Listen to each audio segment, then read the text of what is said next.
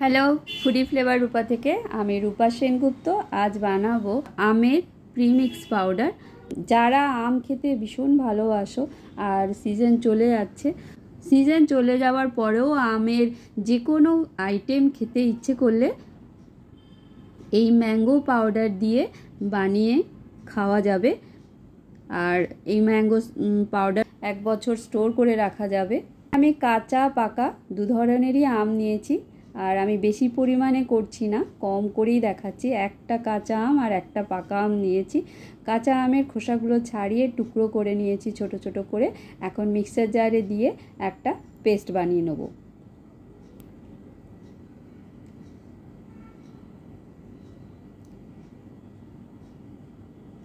এদিকে একটা পাকা আমের খোসা ছাড়িয়ে আমি বড় বড় টুকরো করে নিয়ে নিচ্ছি। এখানে ছোট টুকরো করতে লাগবে না, আর টুকরো করে এখন সাইডে রেখে দিলাম। কাঁচা আমের পেস্টটা তৈরি করে নিয়েছি। এখন একটা বাটিতে ঢেলে নেব। 1 বাটি পেস্ট রেডি হয়েছে কাঁচা আমের। মিক্সার জারটা ধুয়ে পাকা আমের পেস্টটা রেডি করে নেব। রেডি হয়ে গেছে। ঢাকনাতে লেগেছিল অল্প, সেটা নিয়ে নিলাম। মিক্সার জার থেকে নিয়ে বাটিতে ঢেলে নিয়েছি। এখানে 1 বাটি থেকে একটু কম হয়েছে। একটা বড় দেখে বাসনে ঢেলে নিলাম। আর যেহেতু 1 বাটি কাঁচা আমের পেস্ট রেডি হয়েছিল, সেম ওই রকম বাটিরই 2 বাটি চিনি নিয়ে নিতে হবে। বেশি নিতে পারো চিনি, কম নিলে হবে না। চিনিটা দিলেই তাড়াতাড়ি শুকোয়, সেই জন্য চিনি একটু বেশিই লাগবে। আর যেহেতু কাঁচা আম, সেজন্য আমি 4 ফোঁটা গ্রিন ফুড কালার নিয়ে নিলাম। দেখতে ভালো লাগবে বলে, নালে আর কিছুই না। এখন চিনি আর আমের সাথে ভালো করে মিশিয়ে নিচ্ছি। এখানে দেখো আমের কিছু কিছু টুকরো ভালো করে পেস্ট হয়নি, কোনো অসুবিধা না। পরে শুকিয়ে গেলে এগুলো সব গুঁড়ো করতে হবে মিক্সিতে, তো অটোমেটিক ভালো করে গুঁড়ো হয়ে যাবে। ভালো করে মেশানো হয়ে গেছে আম আর চিনিটা। এখন একটা বড় দেখে থালা নিয়ে নিয়েছি। আর যেহেতু আমের মিক্সচারটা একটু বেশি হয়েছে, সেজন্য আমি একটা থালাতে বেশ কিছুটা নিয়ে অল্প আবার একটা বাসনে রেখে দিয়েছি। পরে ওটাকেও আর একটা ছোট থালায় ঢেলে নেব। এখন থালায় ঢেলে এইভাবে চামচ দিয়ে ছড়িয়ে দিচ্ছি। এক জায়গায় জমে থাকলে সময় লাগবে শুকোতে, সেই জন্য ছড়িয়ে দিচ্ছি চামচে, যাতে তাড়াতাড়ি শুকিয়ে যায়।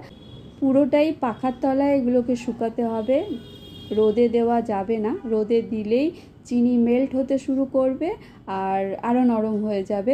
রোদে শুকো দেওয়া যাবে না, পাখার তলেই শুকো দিতে হবে।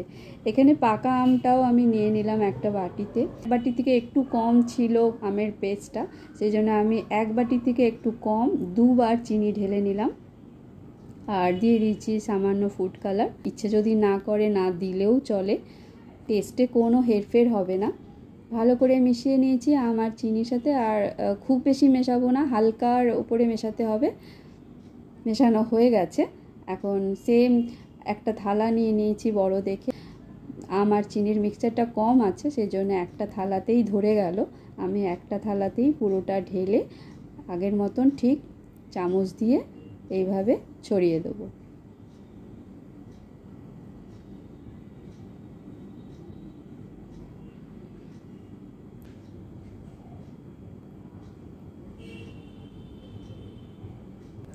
বাদ বাকি কাঁচা আমের মিক্সচারটা একটা ছোট প্লেটে ঢেলে নিলাম। ঢেলে এইভাবে ছড়িয়ে দেবো। 3টে থালা রেডি হয়ে গেছে, 2টো কাঁচা আমের আর একটা পাকা আমের। এখন গরমের সিজন, প্রচণ্ড পিঁপড়ে হয়, আর এখানে তো চিনি আছে, আরোই পিঁপড়ে লাগার চান্স আছে। সেই জন্য একটা থালায় অল্প জল নিয়ে নিয়েছি, আর তার উপরে একটা বাটি বসিয়ে দিয়েছি। সেই বাটিটাতেও একটু জল দিয়ে দিলাম, যাতে থালাটা ব্যালেন্স করে থাকতে পারে। আর তার উপরে দিয়ে দিয়েছি এই মিক্সারের থালাটা। এখন এইভাবেই পাখার তলায় রেখে দেবো। 4-5 দিন সময় লাগে এগুলো শুকোতে। আর একটা থালাও রেডি করে নিচ্ছি। 24 ঘন্টা পাখা চালিয়ে রাখতে হবে, আর 24 ঘন্টা পাখা চালিয়ে রাখলেই তাড়াতাড়ি শুকোবে 4-5 দিনের মধ্যে, নালে সময় লাগবে একটু বেশি। দুদিন পরে দেখাচ্ছি কতটা শুকিয়েছে। এখানে শুধু ওপরটাই শুকিয়েছে, ভেতরে কিন্তু এখনও অনেকটাই কাঁচা আছে। সেই জন্য এইভাবে খুন্তি দিয়ে খুঁড়ে নেব। এভাবে খুঁড়ে দিলে ভেতর দিকটাও ওপরের দিকে চলে আসবে, আর তাহলে তাড়াতাড়ি শুকিয়ে যাবে। রোজ একবার করে এইভাবে নাড়িয়ে দিতে হবে।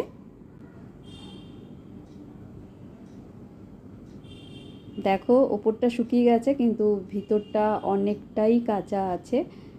আজকে দুদিনে এই রেজাল্ট। এই যে নাড়িয়ে দিলাম, আর রোজ একবার করে এইভাবে নাড়ানোতে তাড়াতাড়ি শুকিয়ে যায়, বেশি সময় লাগে না।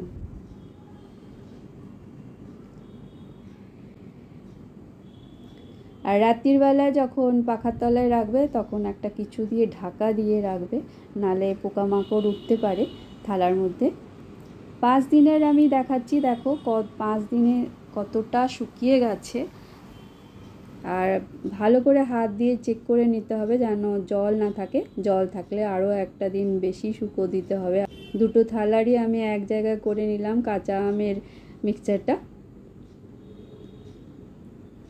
দেখো দেখেই বুঝতে পারছো তোমরা নিশ্চয়ই, একেবারে খুব ভালো করে শুকিয়ে গেছে।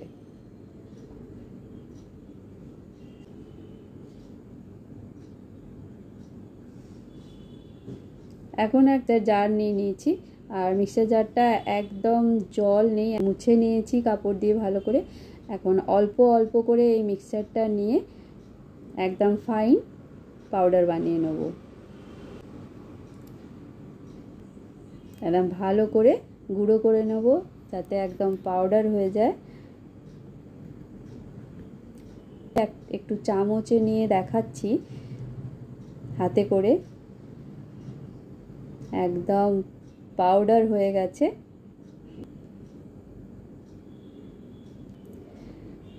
কাঁচা আমের পাউডারটা রেডি হয়ে গেছে।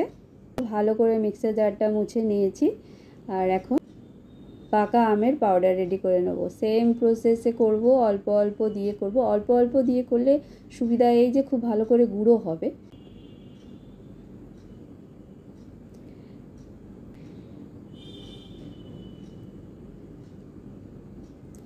এইভাবে রেখে দিলে গুঁড়ো করে বছর ভোর খাওয়া যেতে পারে। আর এগুলো গুঁড়ো করে ফ্রিজে না রাখলেও চলবে, বাইরেই রাখলে হবে। শুধু এয়ার টাইট একটা কৌটোয় রাখতে হবে। আর খেয়ে দেখবে আমের টেস্টের মতনই টেস্ট। এখানে আমি 3 চামচ কাঁচা আমের গুঁড়ো নিয়ে নিলাম একটা গ্লাসে, আর ঠান্ডা জল দিয়ে দিয়েছি। আর এখানে অল্প একটু বিট নুন দিয়ে দেবে, আর দিয়ে দিলাম 3টে বরফের টুকরো। খুব ভালো হয়েছিল খেতে ম্যাঙ্গো শরবতটা। আর এখানে তৈরি করে নিচ্ছি ম্যাঙ্গো শেক। 3 চামচ পাকা আমের গুঁড়ো দিয়ে দিলাম, আর দিয়ে দিচ্ছি ঠান্ডা দুধ। ভালো করে গুলে নেব। এখানে আলাদা করে চিনিও দিতে লাগবে না, একদম ঠিকঠাক মাপের হয়েছে। যদি গ্লাস বড় হয় তাহলে আরও 1 চামচ বাড়িয়ে নিলেই হবে। এখানে এখন যেহেতু সিজন আছে আমের, ওই জন্য আমি একটা আমের ছোট ছোট টুকরো করে দিয়ে দিলাম, দেখতে ভালো লাগবে বলে। তো আমি কম করেছি, ওই জন্য ছোট ছোট কৌটোয় একটু স্টোর করে রেখে দিচ্ছি। আর আমার 10 দিনের মধ্যেই হয়তো শেষ হয়ে যাবে, সেই জন্য আমি যে কোনো কৌটোতেই স্টোর করে রাখলাম। তোমরা যদি বেশি করে বানাও এয়ার টাইট কৌটোতেই রাখবে, তাহলে বেশি দিন অবধি রাখতে সুবিধা হবে। পাকা দুটোরই পাউডার আমি কৌটোতে ভরে দিলাম। ভিডিও যদি ভালো লাগে লাইক শেয়ার সাবস্ক্রাইব করে দিও। Thank you.